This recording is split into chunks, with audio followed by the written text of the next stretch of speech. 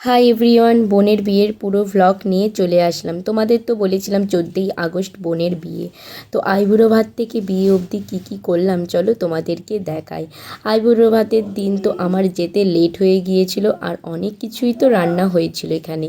তো চলছে এখানে মাছ ভাজা, আর ওই পাশে হচ্ছে মাছের মাথা দিয়ে পুঁই শাক। এইটুকুই আমি ক্লিপ নিতে পেরেছিলাম, যেহেতু আসতে আমার একটু লেট হয়ে গেছিলো, তাই সমস্ত যে রান্নাবাটি হয়েছে আমি কিছুই ভিডিও করতে পারিনি। তো যাই হোক, তো এখানে তারপর আইবুড়ো ভাতের জন্য থালা সাজিয়ে আয়োজন করা হয়েছে। বোনও বসে পড়েছে, খাওয়া শুরু করে দিয়েছে। আবার কিছু ফটো তুলে নিচ্ছিলাম আমরা, আর লাইটটা একটু কম ছিল বলে না অন্ধকার অন্ধকার দেখাচ্ছিল।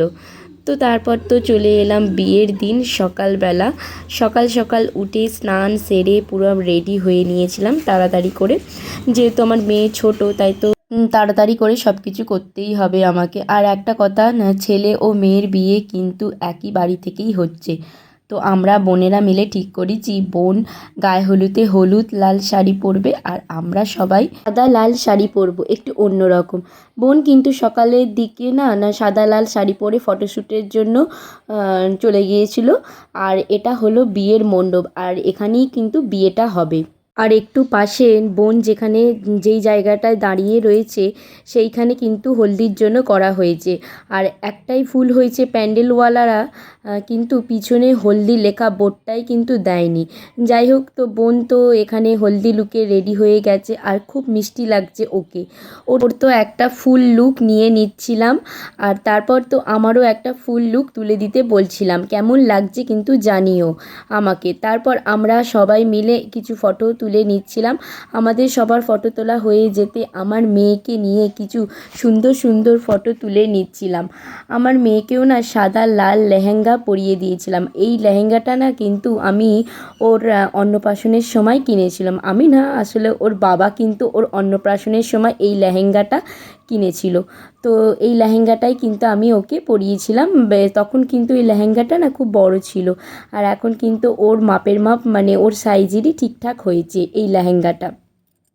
তো আমার মিষ্টি সোনামাকে কেমন লাগছে তোমরা কিন্তু বলো। আর আমার না একটু ভয়েস দিতে অসুবিধা হচ্ছে, কারণ আমার না সর্দি হয়েছে, তাই গলাটা না খুব জড়িয়ে জড়িয়ে যাচ্ছে, মানে সর্দিতে না গলাটা জড়িয়ে যাচ্ছে, তাই কিন্তু মাঝে মাঝে একটু অসুবিধা হচ্ছে।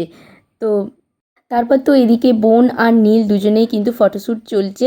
এবার আমাদের ছোট্ট সদস্য বাড়ির দুষ্টু সোনা নতুন জামা পরে ওর দিদির সাথে ফটো তুলে নিচ্ছে। কি শান্ত আছে তাই না, কোনো কান্না নেই, আবার কি চুপচাপ রয়েছে, কি বলবে। এবার হবে নীলের গায়ে হলুদ পর্ব। কাকিমা এদিকে তেলটা এক নিঃশ্বাসে মাথা থেকে ফেলে দিচ্ছিল, তারপর সবাই মিলে হলুদ মাখিয়ে দিচ্ছিল। আমিও দিলাম নীলকে হলুদ মাখিয়ে।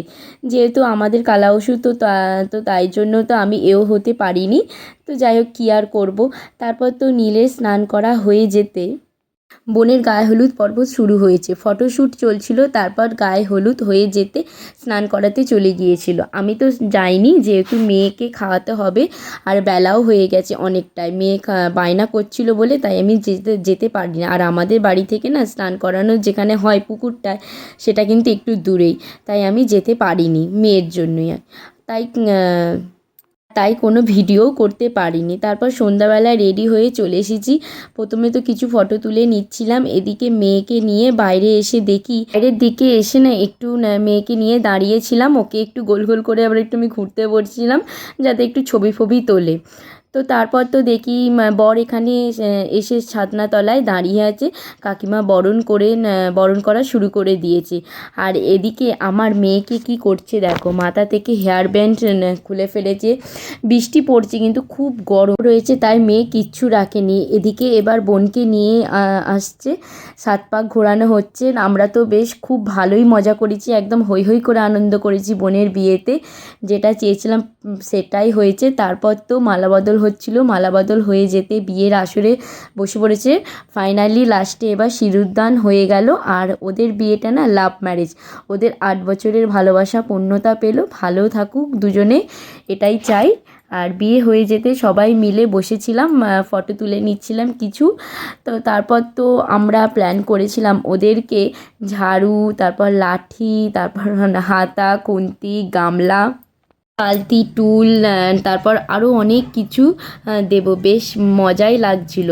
আমরা সবাই কিন্তু নেচে নেচে সব কিছুই দিচ্ছিলাম, আর ওরাও দেখো কি সুন্দর মানে সুন্দর করে মানে জিনিসগুলো নিচ্ছিল, আর সবাই কিন্তু এতই মানে মজা করছিল যে কি বলবো। আমাদেরও তো খুবই ভালো লেগেছে, প্লাস ওদেরও। আর তারপর তো এইসব হয়ে যেতেই না অনেক রাত হয়ে গেছিলো, ওই রাত্রি 12:30 বেজে গেছিলো। আমরা সবাই তো খেতে চলে গিয়েছিলাম, আর রাত হয়ে গেছিলো বলে তো খাওয়া দাওয়ার কোনো ভিডিও আমি কিচ্ছু করতে পারিনি। আর আমার মেয়েও তো সেই সময় তো তখন ঘ্যান ঘ্যান করছিলো। আবার কি বলবো, রাত্রি 12:30 বেজে গেছে, তো মেয়ে তো সেই অত রাত্রির পর্যন্ত জেগে আছে, মা না গেলে ও যাবে না।